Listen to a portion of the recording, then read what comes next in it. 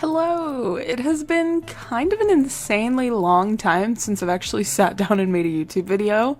I made a pretty brief post on my social media a couple months back to explain my little unintended hiatus in a pretty short paragraph, so I'm sure a lot of people have already seen that and read it, but I also wanted to actually address it and talk about things in a video as opposed to just casually jumping straight back into YouTube without saying anything. So first and foremost, definitely a trigger warning on this video since I'm going to be talking about depression and suicide. So if that's something that is even remotely uncomfortable for you to listen to, please God, click off of this video or mute the audio and listen to some kind of music or something if you just want to watch the painting process. I'm not going to go into any kind of excruciating detail, but I am going to talk pretty openly about my experience.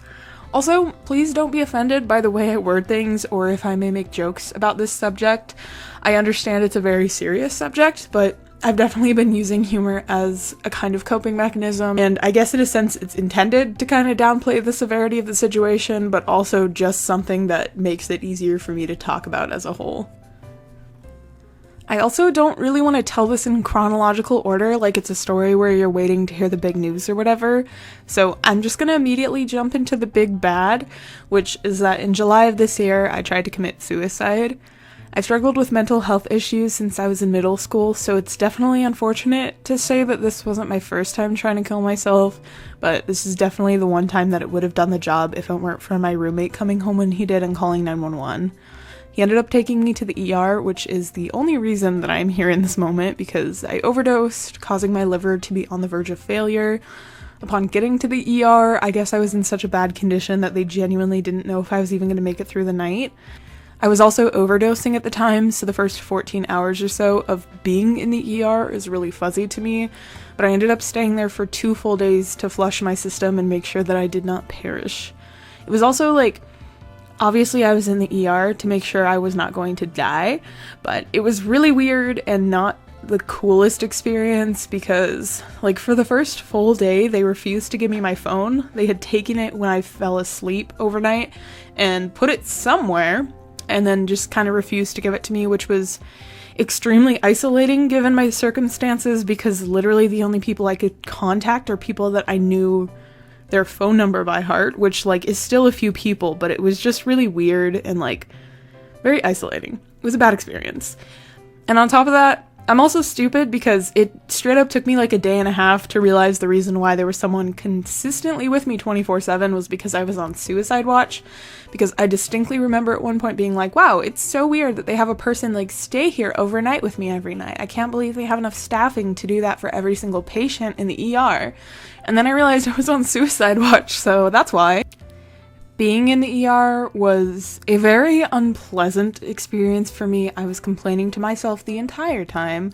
I understand that I was on suicide watch, so mind you, when I complain about these things, I also understand why it had to be this way, but it was immensely uncomfortable because I had to use the bathroom with the door open. When I took a shower, a nurse had to literally stand there and watch me take a shower to make sure I wasn't going to do anything to myself. So that was mega uncomfortable, especially when I had a male nurse and I had to use the bathroom with the door open. That was really, really sick. And then eventually, once I got out of the ER, I unfortunately got transferred to the behavioral health unit, which is essentially the hospital psych ward.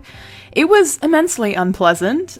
So first and foremost, they had occasionally mentioned it to me that I would have to do an evaluation with the doctor to see if I was going to actually be released from the hospital or if I was going to be transferred to the behavioral health unit. And they had told me hey, so when they talk to you about it, if they end up saying that you should go, you don't want to say no, you don't want to reject that because otherwise they're going to put an involuntary hold on you and it's going to be so much harder. And I was listening to that and I was here's the thing though, I don't want to go, so of course I'm not going to agree to it. Lo and behold, they decided I was too mentally ill to go back into the world and be a person, which is partially valid, but then I got sent to the behavioral health unit, and that place was an absolute hellhole. It was a horrendous experience. It was extremely traumatic. I don't know how other places are, but the specific hospital I was at was just like they didn't tell me when I was going to go. They did not, in fact, tell me if I was going to go after my evaluation. They just showed up with a security guard while I had a visitor, and they were like, hey, we're going. And I was like, oh, cool, can my visitor come? And they were like, no. And I was like, oh, okay, can I call him? And they were like, no, you can't have phones down here. And I was like, oh, where the hell am I going? It was a really bad experience. I don't want to go too much into detail, but I knew nothing about where I was going or what I was getting into, and it ended up being a long hallway full of rooms where patients were staying. The doors didn't lock, and they were supposed to be open for the majority of the day. Every room had 2 beds to it, so I had a roommate. It was very scary. Like, when I first walked into that unit, there were just people pacing back and forth down the hallway who I knew were mentally ill, but I didn't know why. And it was just like, wow, this is really cozy and awful. So I spent 3 days there, which probably the worst 3 days of my entire life. We had phone access for certain hours throughout the day, and then we had quote-unquote group meetings for other portions of the day, which were essentially 2 times a day. A counselor would come and we'd do a group activity, which was primarily what you would expect out of psych ward stuff. At the very end of the day, they would do an activity where you just wrote down on a piece of paper, what was the high point of your day? What was the low point of your day? Very generic stuff, and then you can color with crayons or journal with markers. Nothing sharp. But yeah, more than anything, it was just a really scary situation. Every single day I would ask the nurses, hey, do you know when I'm gonna get out? And they never had an answer for me, and everyone was just like, maybe tomorrow. And that got discouraging really fast when all there was to do throughout the day was feel bad and literally stare at the ceiling. That was most of my time spent down there. It was really bad. But aside from that, obviously it's been several months since then, and I'm definitely not anywhere to where I was before. My mental health had been slipping for a long time prior to this happening anyways, and then personal life stuff happened, so it was just kind of the tip of the iceberg for me, and then everything kind of came crashing down. And since then, much more has come crashing down in my personal life, so it's been kind of hard to balance not only my mental health, but all of these changes that I'm experiencing in my personal life and just kind of taking it one day at a time.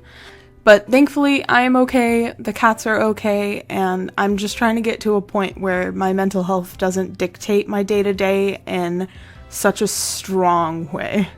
I wish I could give some helpful advice for people who are also struggling, or for me to be able to say hey, if you're going through this, these are good coping mechanisms, or this is how to not get in this situation. But I really don't have any good advice to share, because even now my mental health is a huge shit show, and I'm just kind of trying to figure it out by myself. But I'm doing good. Like I said, I'm okay, the cats are good, so one day at a time.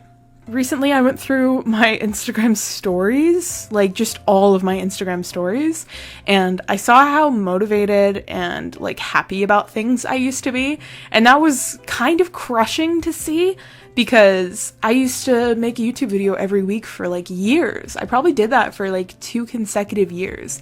And for me in this situation, in the past probably year, maybe even longer, it's been really hard for me to put out a YouTube video even once every 2 weeks. Obviously, I haven't made one for the past 5 months. I do not hold myself accountable for that at all, because I've really needed to just exist.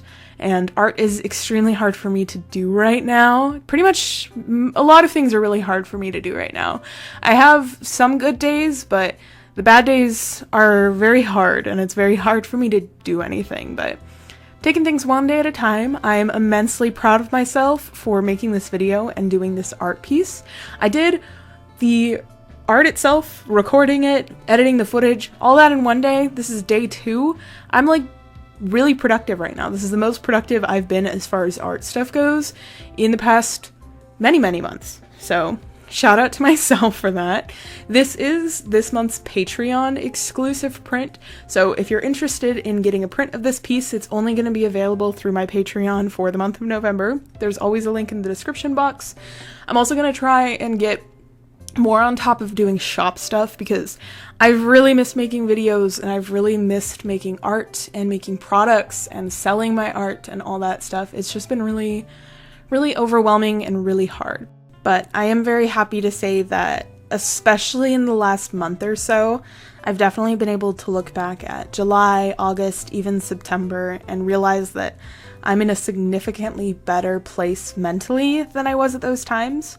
What really sucks is that progress is not linear, and it is really discouraging to have a really good day followed by a bad day, because then it feels like it's never really going to be good days if they're always followed by bad days. But the unfortunate fact of the matter is that progress is not linear, and eventually it'll get to the point where they're all good days, but those bad days are going to happen, and you just kind of have to accept them as they come.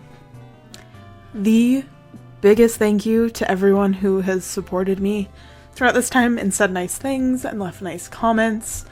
Apparently I'm a YouTuber who cries now because I've been trying to record this part for a while and I keep tearing up. But seriously, when I posted to Instagram talking about this, very briefly mind you, I got so many comments and thank you guys. Thank you guys for caring about me. And even now, over the past several months, just sporadically I've gotten DMs from people just checking in on me to see if I'm doing okay. And that's so sweet that, I don't know, it's just, thank you guys. Thank you guys so much for supporting me. I really deeply, truly appreciate it. I'm gonna push myself to be productive, and I'm gonna push myself to get more stuff done, and I'm gonna girl boss my way through mental health issues.